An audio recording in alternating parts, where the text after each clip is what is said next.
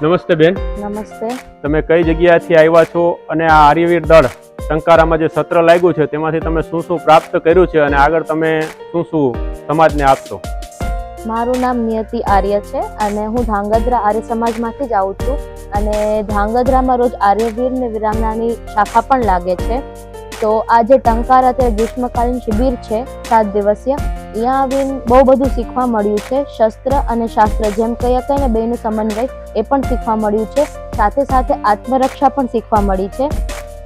આજકાલ જમાનો એવો છે કે છોકરી ક્યાં પણ જાય તો એને ગમે ત્યાં છેડખાની કરી શકે, તો એના બદલ આપણે પોતાની આત્મરક્ષા કઈ રીતે કરવી, કઈ રીતે પોતાનો સેલ્ફ ડિફેન્સ કરો એ પણ શીખવા મળ્યું છે. અને મારો તો એ જ પ્રયાસ રહેશે કે હું ધાંગધ્રા જઈને જે મેં છોકરીને સેલ્ફ ડિફેન્સ નથી શીખડાવ્યા એ પણ શીખડાવું, તાકી એમને પોતાની આત્મરક્ષા કઈ રીતે કરવી એ થઈ શકે. ધર્મ વિશે અહીંયા તમને શું જ્ઞાન મળ્યું છે? જેમ કહેવાય ને કે બૌદ્ધિકનું પણ અમારું સેશન હાલે છે, તો ધર્મ વિશે બહુ બધું જાણવા પણ મળ્યું છે. આજકાલના છોકરાઓ ખાલી કહેવાય ને મોબાઈલમાં જ પડ્યા છે, એમને ખબર જ નથી કે આપણો ધર્મ શું છે, વેદ શું છે, ઉપવેદ શું છે, કર્મ ધર્મ ફલ શું છે, કોઈને કાંઈ જ ખબર નથી. તો અહીંયા અમને એ પણ શીખવા મળ્યું કે વેદના કેટલા મંત્ર છે, કેટલા ઉપવેદ છે, એ ઉપવેદમાં કયા વિષય છે, વેદના કયા વિષય છે અને એનાથી શું લાભદાયક છે અને કોને આપ્યા છે. હવે તો આગળ તમે જે બીજા બાળકો અહીંયા નથી આવ્યા એના માટે શું સંદેશ આપશો? જે બાળકો નથી આવે એને તો હું એ સંદેશ આપવા માંગીશ કે હું અહીંયા આવી તો મારો અનુભવ બહુ ખાસ રહ્યો છે અને મને બહુ બધું શીખવા મળ્યું છે જે મેં નહોતું શીખું. તો હું એમને એ જ કહેવા માંગુ કે તમે પણ આ શિબિરનો ભાગ લ્યો, તમે નવું શીખો, તાકી તમે પોતાના સમાજને પણ આગળ વધારી શકો અને પોતાને પણ ગર્વ ફીલ કરાવી શકો. અને હું એમ જ કહીશ કે જે આ શિબિર એવું નથી કે ખાલી ગુજરાતમાં, બહુ બધી જગ્યાએ હાલે છે, તો ક્યાંક ને ક્યાંક તમે એક શિબિરમાં ભાગ લો અને કાંઈક ને કાંઈક શીખો અને તમે જે શીખો છો એ તમે બીજાને પણ શીખવાડો, તાકી આ વસ્તુ છે એ બધાને શીખવા મળે. नमस्ते बहन जी. नमस्ते जी. आप कहाँ से आए हैं और जो टंकारा में ये 7 दिवस का आर्यवीर दल का सत्र लगा है उसमें आपने क्या क्या सीखा और आगे आप इसका क्या उपयोग करेंगे? जी मेरा नाम आर्यवीरा नंदिनी है. मैं अहमदाबाद ऑर्डर से आई हूँ. हम लोग इस बार जो शिविर है, जो 7 दिन की हमारी शिविर से हमें बहुत कुछ अच्छा सीखने को मिला. हम यहाँ पर मैं आर्य समाज दल से 5 सालों से जुड़ी हूँ और इन 5 सालों में मैंने बहुत बार यहाँ पर भी आई हूँ, बहुत जगह बाहर भी गई. वहाँ पर भी बहुत अच्छी बातें सीखने को मिली. यहाँ पर भी और यहाँ पर मैं जितनी बार आई हूँ मेरे को हर बार कुछ अलग, कुछ नया सीखने को मिला. हर बार कुछ अच्छा कुछ नया प्राप्त हुआ है, जिससे मुझे बहुत अच्छा भी लगता है. और अगर इसके अलावा कभी यहाँ पर कोई और भी प्रोग्राम होगा या फिर कोई और कैंप में होगा तो मैं जरूर आऊँगी, क्योंकि हर बार आने के बाद मुझे वो जो पहले सीखा हम लोगों ने उसका रिवीजन हो जाता है, उसमें से हम एक्स्ट्रा सीख कर जाते हैं. और जो हमने सीखा है ऐसे तो सीखा नहीं किसी कोई काम के, ये हमने सीखा है मार्शल आर्ट, कराटे और लाठी, 9 चेक्स, तलवार, बहुत कुछ आ जाते हैं इसके अंदर. और हमारे तो एक्स्ट्रा बौद्धिक भी चलती है जिससे, और बौद्धिक भी 2 घंटे की दोपहर की 1 घंटे की होती है, शाम की 1 घंटे की होती है. बौद्धिक में बहुत कुछ अच्छी बातें बताई जाती है.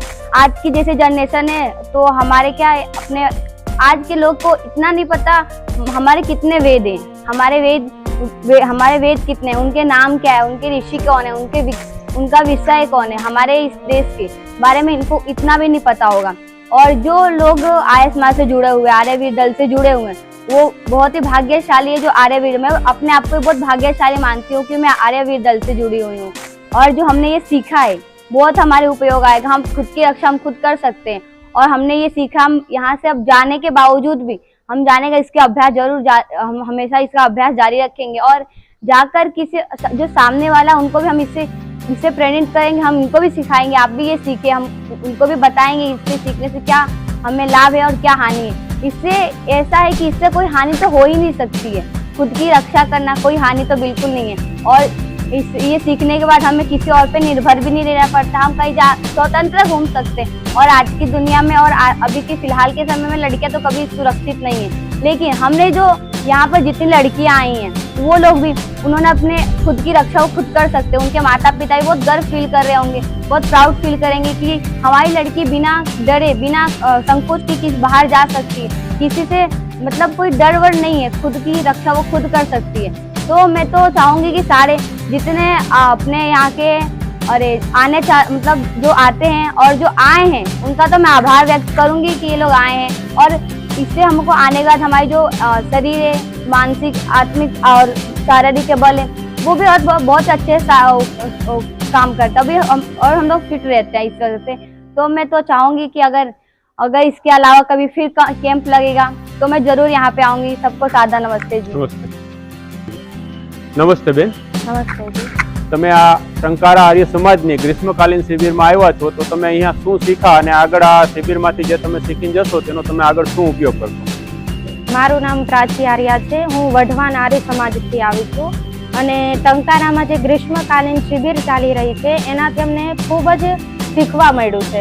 લાઠી છે, અમને કોઈ લાઠીથી મારે, અમારી ઉપર પ્રહાર કરે તો અમારે અમારી આત્મરક્ષા કઈ રીતના કરવી, તલવારથી પ્રહાર કરે તો અમારી આત્મરક્ષા કઈ રીતના કરવી। અહીંયા અમારા ગુરુજનો છે, રાજकिशोर गुरुजी है, सुभाष जी है, बहुत सारे गुरुजन है। એમને અમને શીખવાડ્યું કે કઈ રીતના અમારી આત્મરક્ષા કરવી, અમને કઈ રીતના બધું પ્રહાર નહીં કરવો। અત્યારની છોકરીઓને ગમે કોઈક છેડીને વહી જાય, મારીને વહી જાય, એમને સેલ્ફ ડિફેન્સ કરતા નથી આવડતું, કેમ અમારી આત્મરક્ષા કરવી એ અમને અહીંયા શીખવાડવા મળે છે બધું અમારા ગુરુજન। બીજું તમને ધર્મ વિશે શું અહીંયા જ્ઞાન કઈ આપવામાં આવ્યું છે? ધર્મ વિશે અમારા જેમ કે અમારા પૂર્વજો હતા, અમારા મહાત્માઓ જે હતા, સુભાષ ચંદ્ર બોઝ और ચંદ્રશેખર આઝાદ, એ બધાની ગાથાઓ પણ મળે અને એમને એમના ધર્મ માટે કેટલું કર્યું છે, એમને પોતાનો ધર્મ કેમ સાચવો છે એના પ્રમાણે અમને શીખવાડવા મળે કે એમના જેવું જ અમારે બનવું છે। અમારા ધર્મ માટે અમે લડીએ મરીએ ગમે એમ, પણ અમારો ધર્મ એટલે અમારો ધર્મ અમને બચાવવાનો। વેદો વિશે શું તમને જાણવા મળ્યું અહીંયા કઈ? વેદો વિશે અહીંયા અમારે બે થાય, શારીરિક શીખવાડવા પણ મળે અને બૌદ્ધિક પણ મળે। તો બૌદ્ધિકમાં અમને શીખવાડે કે વેદ કેટલા હતા, વેદ 4 है, એના નામ ऋग्वेद, यजुर्वेद, सामवेद, अथर्ववेद, એના ઉપવેદ કેટલા છે, ચારે વેદના ઋષિ કોણ છે અને વેદના મંત્ર કેટલા છે, બધી બૌદ્ધિકમાં અમને શીખવાડવા મળે। હવે પછી અહીંયાથી શિબિરમાં જઈ અને તમે શું ઉપયોગ કરશો તે જે તમને જ્ઞાન મળ્યું છે તેનો? અમારે જેમ કે અહીંયા જે અમને શીખવાડી રહ્યા છે એ પણ આની પહેલા કોક પાસે શીખ્યા હતા, તો એમનો જેમ છે કે અમને શીખવાડે છે એમ પણ અમારો પણ એમ જ ઉદ્દેશ્ય છે કે અમે છોકરીઓ છીએ, જેમ અમને શીખવા મળ્યું હોય અમે પણ આગળ જઈને એમ જ બધી છોકરીઓને શીખવાડીએ કે કોઈ પાછળ ના વધે, એમ બધા સેલ્ફ રિફરન્સ કરીએ કે બધું શીખીએ, એમ અમારી પણ એમ છે, અમે આગળ શિબિર ચલાવીએ। જી ધન્યવાદ, ખૂબ સરસ।